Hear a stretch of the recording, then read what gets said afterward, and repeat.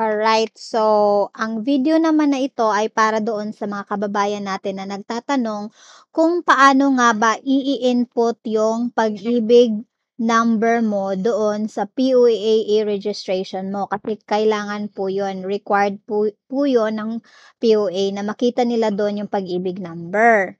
So, ang gawin ninyo, mag-login po kayo. Gaya po ng sabi ko, mag-login po kayo sa onlineservices.dmw.gov.ph. Tapos, input nyo lang yung login details ninyo.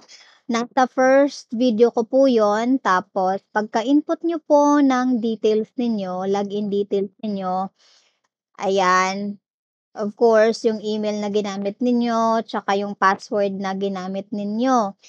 Tinuro ko na po dun sa isa kong video kung paano mag-register sa POAA registration. Tingnan nyo na lang po doon. So, pagka-login nyo po ng ganyan, ng mga information ninyo, ayan, kung registered na kayo, makikita nyo yung mga details ninyo. Parang ganito yan. Ayan. Tapos, may mga option dito. So, punta ka sa my profile. Ayan. So, fill upan mo lahat ng details dyan. Tapos, punta ka dun sa identification.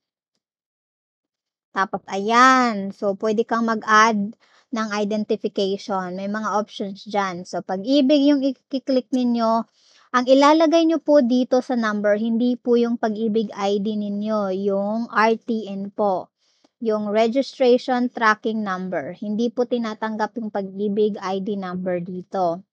So, kung meron po kayo nun, mas okay. Pag wala po, tanong nyo po sa pag-ibig kung ano yung RTN ninyo. Ayan. Tapos, mag-a-appear to, confirmation, tapos click nyo lang po yung get. And after nyan, ayan na-input nyo na po ang inyong pag-ibig number. Ayan. So, punta po kayo sa my resume. I-check nyo muna. Ayan. Check nyo. Pag kumpleto na lahat ng details ninyo, then print na po yung resume ninyo. Okay po?